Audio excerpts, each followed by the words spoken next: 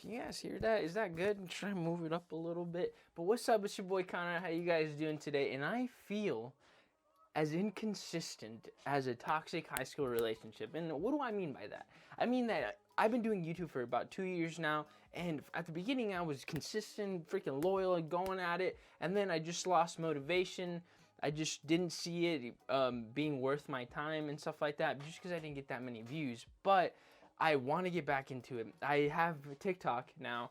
Well, I've had TikTok for about as long as I've had YouTube. But now we're at 99.5K, about 100K, and I know that's because I'm consistent on TikTok, and TikTok is a lot easier than YouTube, because YouTube, we have to shoot, edit, do all this stuff. TikTok, shoot a couple minutes, bam, bada bing, boom, bam, you got 100K. But I feel like on TikTok, there's not much time to express yourself. The max you can do on TikTok is 3 minutes, and most people aren't gonna watch 3 minutes on TikTok. You're usually doing 15 seconds or a minute, but that's it. People's attention span isn't there. But today I want to show you around my 2-year ownership of the Supra. I got the Supra about 2 Novembers ago. It's November now, so it's exactly 2 years since I've owned the Supra. And I want to go around and show you guys everything that I've done in the past 2 years, everything that I've learned, things I hate about just owning this car, and things I absolutely love. There's more things I love than things I hate. I don't hate much of that, the Supra. Besides that, it's a big car. That's about it. I'm 5'7". I ain't tall. I ain't fucking massive. Like, I can touch my ceiling, but that's because my ceiling is like 4 foot tall. Without further ado, let's go ahead and go to the garage. Let me show you exactly everything that I've done. We're gonna start with the first thing that I ever did with the car. So one of the very first things I did with the car was I wrapped it. The car used to be white, and it looked like a Matco paint job. The paint job was really, really bad. And we wrapped it. Some people think that it's Nardo gray, but it's actually slate gray. I couldn't find Nardo gray online, and I'm overseas, so there's very limited places that'll ship to the APO box. And one of the places that actually ships APO box is Amazon. And Amazon it shipped, and it was a 5 foot by 70 foot roll. And with the 70 foot roll, we got it done. Me, my buddy Tony, and my buddy Tyler all got up during one day and we just decided to wrap the Supra, and it turned out really good. But it did kind of turn out a little bad, and I'll show you the places where it did turn out kind of bad. So overall, the car isn't that bad, but there are some spots like right there. I did the wing myself, and as you can see, I just couldn't get it really, really good. There's some places that are starting to peel, but that's not too bad. There's some spots where we missed, like there's a little bit of white there. There's a little bit of white here, just around the cracks and stuff, and there's a couple places like my buddy Tyler. I don't think you can even see it, but there's like first scrapes right here. Let's see if you can see it. There's like scrapes right here, right there. It's not that bad, but yeah, this was the very first thing we did, the hood, and it came out pretty good. We had to redo it, but it's not too bad. One of the hardest parts of doing this was that we had to do this pillar all the way to the top, all the way down, and the quarter panel all in one piece. Because if you would have done it like in 3 pieces or 2 pieces, you could see a line here. And you cannot even see the line. We did it with a curve right here.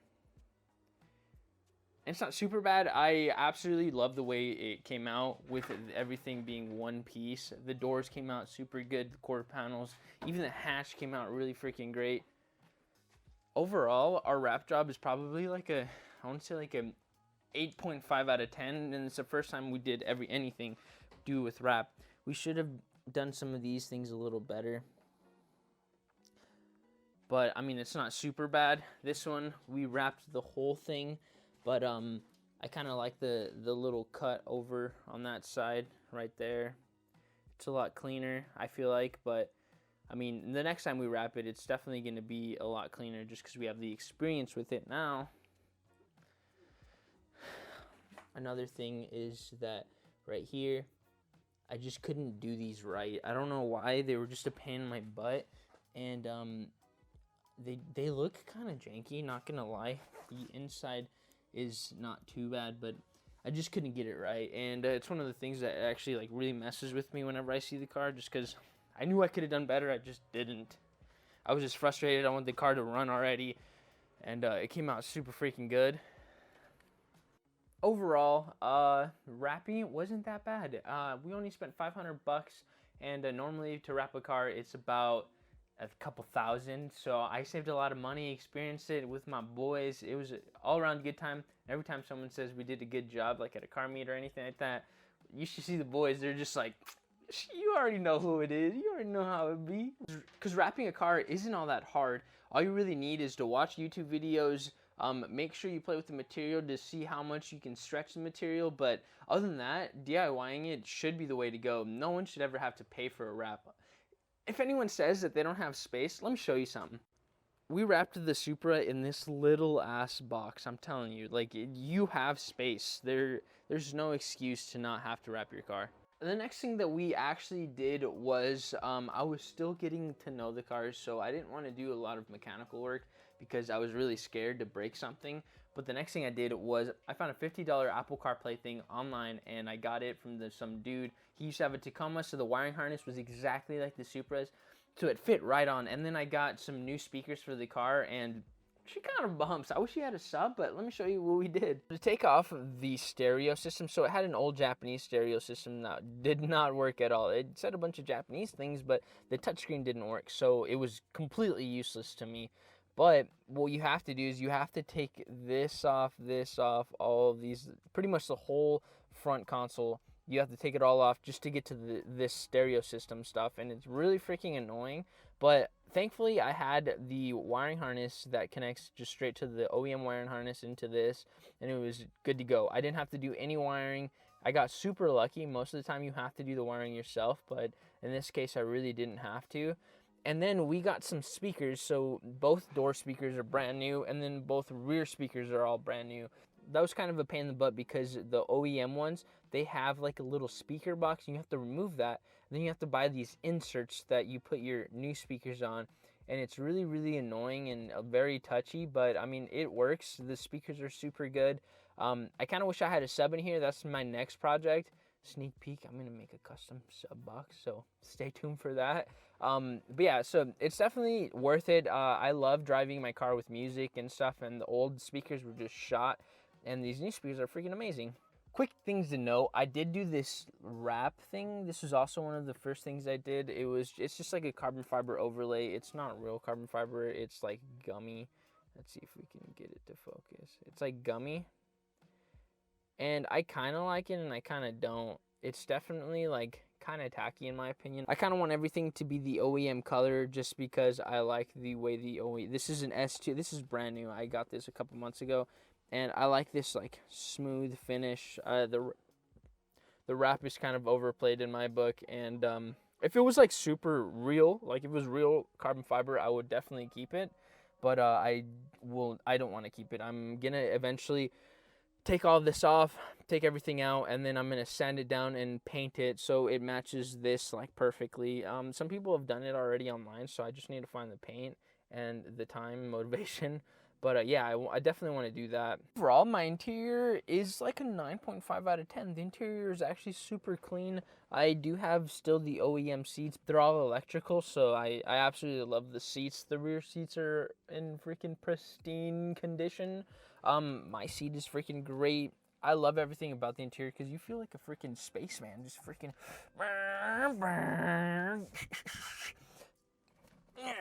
Yeah, I fucking love it here. It's definitely very cozy, and you feel like a freaking race car driver every time you drive it. I can't see shit. If I'm trying to do a left-hand turn, I can't see anything, nothing at all, and it pisses me off. I do have like the mirror, so I can see. I pretty much can see on both sides outside, but it still doesn't help. It's super small in here, but fuck it. You know, the only thing I gotta see is back there, because your slow ass is gonna be back. Now for the biggest project that I have achieved on any car. And it is my single turbo swap in my engine bay. I am super proud of my engine bay, just the way it turned out. Literally, I had an image in my head, and it's like 99% of the way that I actually wanted it to be.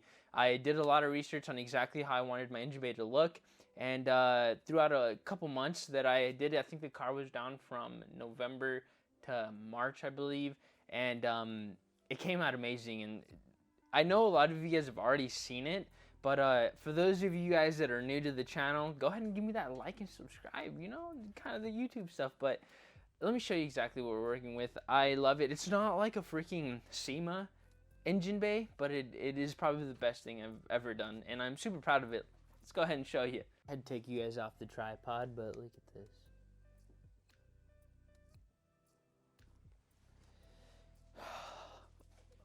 Look, every time I come in here and look at it, I'm so happy with the way it turned out. I'm going to try to break it down as well as I can, just because I probably will forget a couple things. We're going to go ahead and start off with the turbo kit. So the turbo kit is from Powerhouse Racing. It is a 6266 precision turbo. It's not a dual ball bearing. It's just a normal journal bearing turbo, just because I'm cheap like that. It has a Powerhouse Racing log style manifold with the JD custom titanium exhaust studs and fucking nuts. They're amazing. Look at these things. These things look so beautiful. I absolutely love the way they look. It also came with the intake that are also powder coated purple. I believe it's candy purple, also with all of that. It also came with this tidal blow-off valve. Look at that. I absolutely love the way it looks. I'm thinking about getting the titanium hardware for it. I don't know yet. JD Customs, go ahead and subscribe to you, boy, so I can get this stuff, boy. Overall, the turbo kit was kind of expensive, but it cleans up the engine bay so much. Before, there was a bunch of, like, the twin turbos, the old ones, they were actually going out. Every time I would go into boost, it would blow smoke out the back, which was really bad. I thought it was my piston rings, but it wasn't. It was just my turbo. After that, we don't ever blow smoke out the back after boost, so that's how I know it was. We do blow smoke after whenever it sits for a long while, and that's just because of my valve stem seals. We have the Cusco strut bar, which I actually polished myself.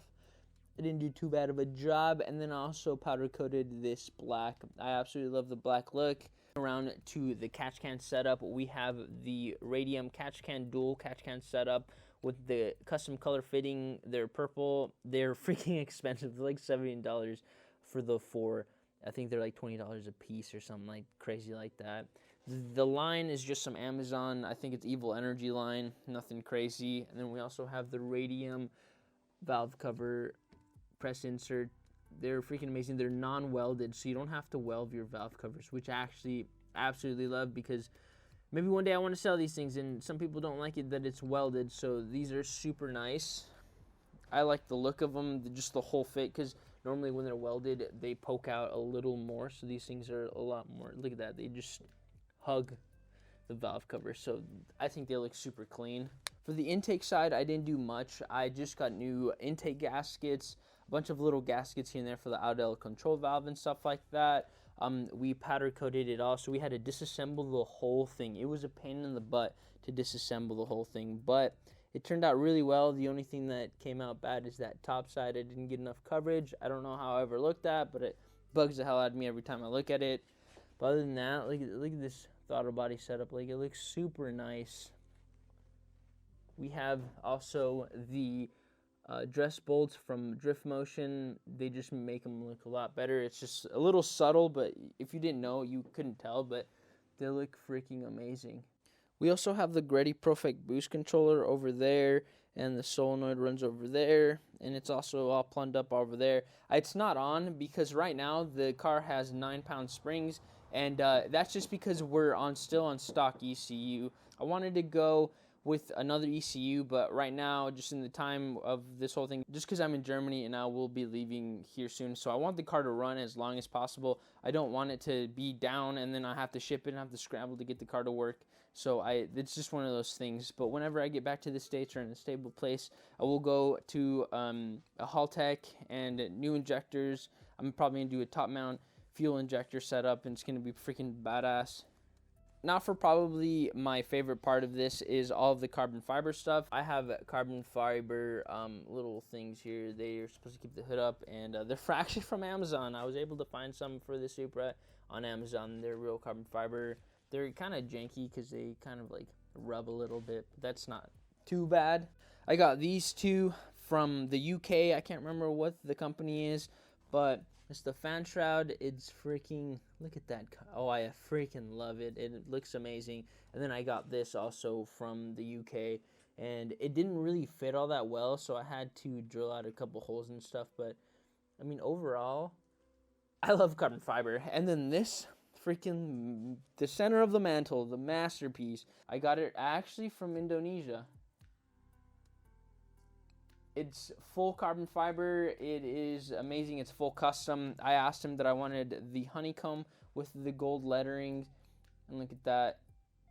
It just looks so amazing. I couldn't be happier. I was a little sketched out just because I didn't know how to feel about sending $400 or $500. I think it was like $450 to someone overseas that I didn't know and I didn't really trust at the time. But I kind of sent it and it came out so great, like amazing. I couldn't ask for anything better. It makes me happy that I know that not a lot of people have that. I highly doubt that a lot of people have this combo set up with the hex carbon fiber with the gold lettering. It's amazing. Like it's very unique. I've seen a couple other Supras and they don't have this. Like it's usually just like nothing, or it's like the normal carbon fiber but not the hex, the honeycomb. And yeah, it's one of the things that makes the Supra very unique. Now, one of the most difficult tasks that I had to overcome while doing this whole single turbo setup and stuff was that I really wanted the engine bay to look really clean. So I needed to powder coat, and thankfully my buddy sold me a cheap powder coating setup, and I ended up making an oven. And we powder coated all of this stuff, and the valve cover was probably the most difficult because I knew it was going to be the centerpiece. I knew it was going to be the most looked at for me, and it is the most perfect powder coating I've ever done. I took my time. I really, really made sure I had full coverage, made sure it was super clean, and like the valve covers, they are amazing. They look super professional. Like if I were to pay $500 or $600 to have someone do that stuff. It came out super great. All of the powder coat came out really good. I am super happy with the whole setup with the black on purple and everything. I kind of wish my engine bay was freaking painted, and I deleted a couple things, but that's going to be soon to come. It's only going to take a little bit more time later on. When I'm back in the States, I'm going to probably yank the engine out. I'm going to rebuild it. I'm going to do all that stuff. I'm going to tuck some things, and I'm just going to make my engine bay look a lot cleaner. So this is definitely not the end result. It is still a work in progress, but honestly, I'm super happy that I did it, and I'm super happy you guys came along to see it all work out. Now for the nitty and gritty of owning this car for 2 years. What did I dislike about the car? Now, if you ask me, one of the things I dislike about this car is being so gangster in it. I don't know. One of the things that I actually do dislike about the car that I've actually experienced firsthand is people that have owned Supras or that own Supras giving me shit for not being on their level or not making 1,000 horsepower, which is kind of insane to me because, you know, in this day and age, what do you need 1,000 horsepower for? To be on the news with your freaking shit on the wall? My driver skills are not 1,000 horsepower driver skills. They are definitely like a 200 horsepower driver skill. I mean, the Supra makes around 400-ish horsepower right now. It probably will ever only make about 700 max. And that's just me. I mean, people say, like, Conrad, you're probably going to get used to it and be like, you want 1,000 horsepower one day? Yeah, sure. Once my developing skills of being a master fucking driver get there, yeah, maybe for sure, and my money gets there. But for now, I don't see the point of having 1,000 horsepower. One of the other things I kind of dislike about the Supra is that it's a freaking boat. It's giant. So, history of me, I've pretty much owned little cars because I'm little, right? I like to be zippy. I've owned little cars throughout the years. I've owned a GTI, a Golf, the Civic. The Beamer is also pretty little, and the Supra is giant. It's a boat. So getting in from like a small car every day, like a daily driver, to a giant boat, my depth perception's ass. So having that stuff around, like, it's just annoying sometimes, you know, but I get used to it after driving it for a couple days consecutively. I get used to it and it's fine, but sometimes it kind of pisses me off, and you know, people are like, oh, you're just a little girl, you're just like, whatever. I don't care. It's my fucking car. But at the end of the day, I absolutely love this car. Having it for 2 years, it's amazing. It's still to this day freaking blows my mind that I actually was able to purchase this as 21 years old. And if you were to ask 17-year-old me, I would have called you crazy. I would have been like, we don't even like cars right now. Little does he know, he's going to make grave mistakes and he's going to be in financial debt. No, I'm just kidding, I'm not in debt. But I absolutely love this car. This car makes all the right noises. It gets attention. It's just great. It looks freaking amazing. Driving it, it's so driver focused that whenever you drive it, you just feel alone. You feel one with the car, and that's really cheesy to say, but I feel amazing whenever I drive it. Whenever I'm upset about the day, whenever anything is wrong in my life, I take the keys out. If it's a decent day outside, I'll go drive it, and my worries go away. I go on drives by myself all the time, and it's the best therapy. It's probably a little more expensive than normal therapy, if you ask me. Maybe it's on par, who knows? But it's very good therapy for me, and it's probably the best decision I've ever made purchasing this car. And I probably will never sell it unless I'm dying or someone's dying super close to me that I don't know. But I absolutely love this car. This car will go to the grave with me. It has immense potential to do anything. I can build it, paint the car, do anything with it. I love this car. Would I recommend anyone to buy this for their first car? Probably not, because if you're buying your first car and you're paying $60,000-$70,000 for a first car, you're freaking nuts, bro. What are you doing for your first car? I got this for a really cheap price at the time. If you buy a Supra in 2021, you're paying $60,000 for one of these boys, and you're paying maybe $40,000 for an automatic non-turbo car, which eventually, if you put the money into it, you're gonna be paying $60,000 in total for the car and the turbo and the engine and stuff like that. So it's definitely not a good first.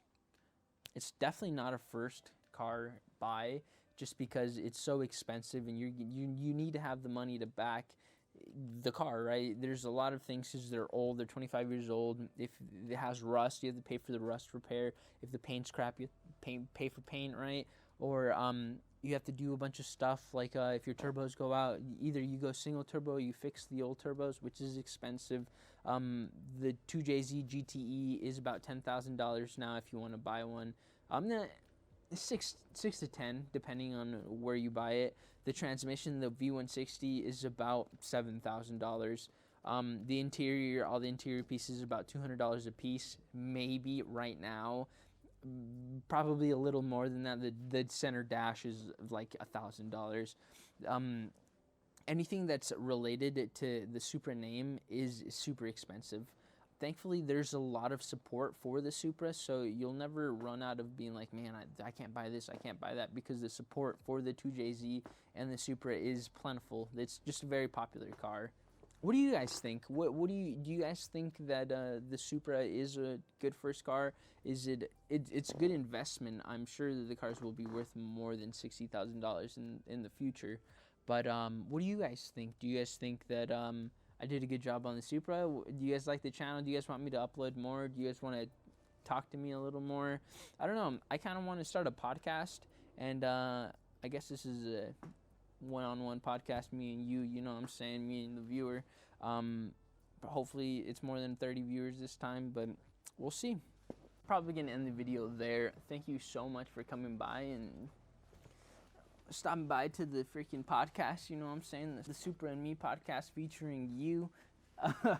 But you guys have a wonderful day. I hope you guys do great. Tag me in all of your guys' car videos on TikTok, Instagram, Twitter, or whatever. You guys have a wonderful day, and I'll see you guys in the next one. See ya!